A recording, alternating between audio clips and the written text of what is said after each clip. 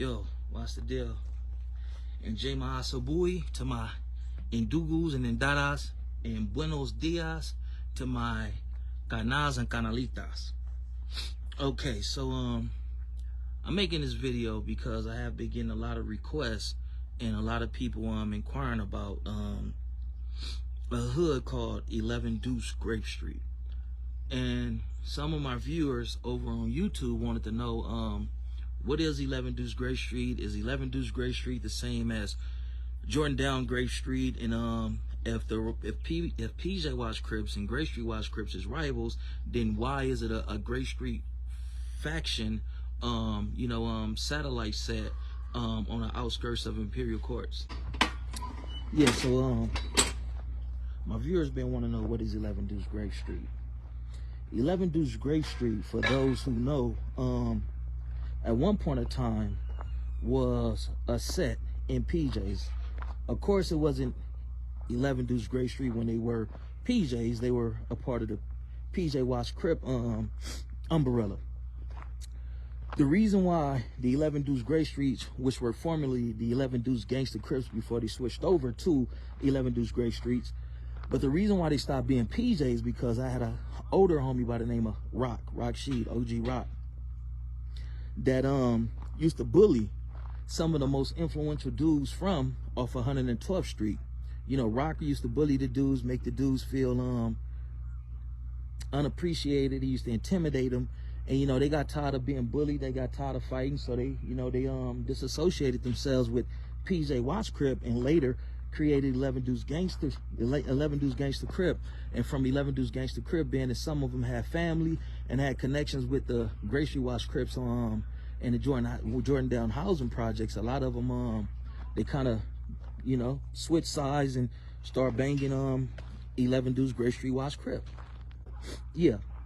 11 Deuce Grape Street Watch Crip at one point in time was 11 Deuce Gangster Crip. They turned to be 11 Deuce Gangster Crip because the heads of that set are the most influential dudes, the leaders of on that side of 112th Street was being bullied, intimidated, just fucked over by the homie OG Rock.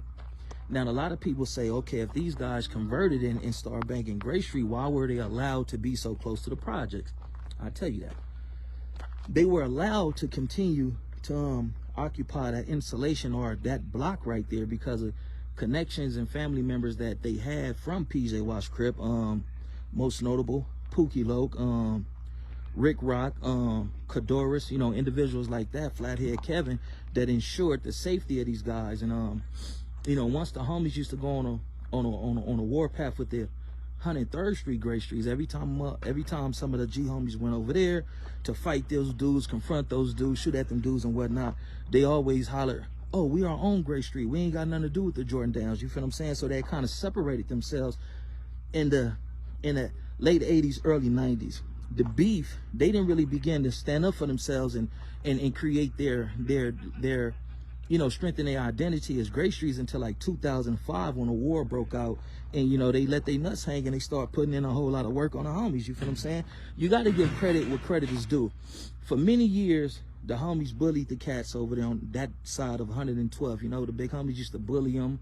If we gonna call a ball, a strike, and I can be all the way honest, a lot of the homies used to extort them. You feel what I'm saying? The reason why they was able to occupy that insulation or that block or that small territory right there, because to a lot of the homies that was influential, they used to give money to, they used to give them dope and all this type of shit. So that's why the 11 Deuce Grape Streets was allowed to occupy 112th Street under the banner and the identity of Grape Street, even when a war was popping. But like I say, for those who know, there was a point in time in history to where when the beef was on between the PJ Watch Crips and the Grape Street Watch Crips, when we caught individuals from 112 Grape and we pressed the line, we checked them or whatever, they'll always say, oh, we ain't got nothing to do with the projects.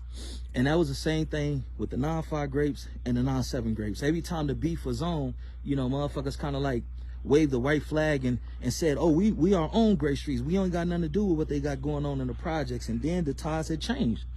I say the ties changed for the 11 Deuce Grape Streets in 2004, 2005 when the homies had entered into a full-fledged war with them and whatnot. So for my viewers that wanted to know a little bit about 11 Deuce Grape Street, there it is there. 11 Deuce Grape Street at one point in time used to be members, or they were PJ Wash Crips, but the homies was bullying them. They got tired of being bullied, so they dissociated themselves and detached themselves from being PJ Wash Crips, and then they started fucking with their kinfolks and connections that they had in the Jordan Downs projects, and they just converted over to being 112 Grape Street Wash Crip.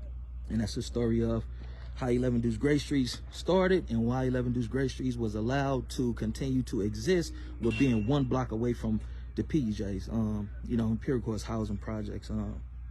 Stay tuned for more. To all my people that be subscribing and being macking in on me, man, I truly appreciate that, man.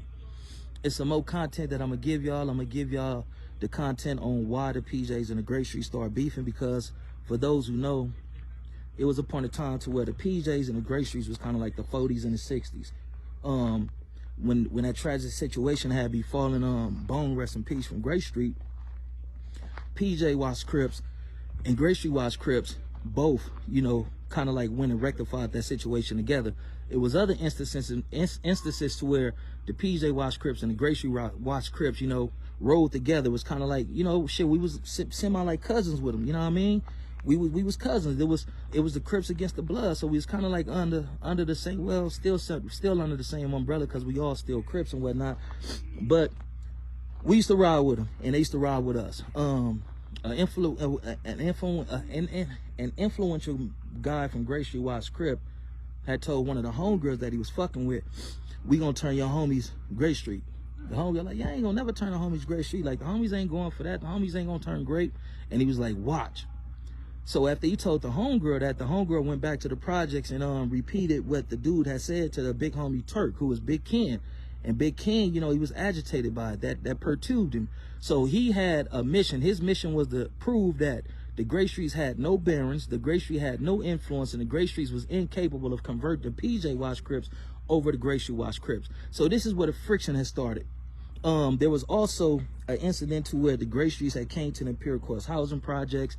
They jumped out and they discussed the PJ switching over to being Grape Street Wash Crips instead of PJ Wash Crips. It was a big rumble in a parking lot over there on 115th on the quiet side of the bull. The small side of the bull, that long parking lot right there, the big homies, you know, had a melee with the Grape Streets when the Grape Streets came over there talking that being converted to Grape Street Wash Crip. Why the fuck would we convert to Grape Street Wash Crip when we was cripping before y'all? That doesn't make no sense. In that relationship and in that situation, we was like the big cousins. We was like the big brothers, because we had been beefing with blood sets before them. We had our identity before them. We was, you know, solidified in this cripping shit before them. So why the fuck would we let a new set come in and convert us to being Grape Street? What it was, the Grape Streets started recruiting any and everybody, right? And their numbers had grown tremendously.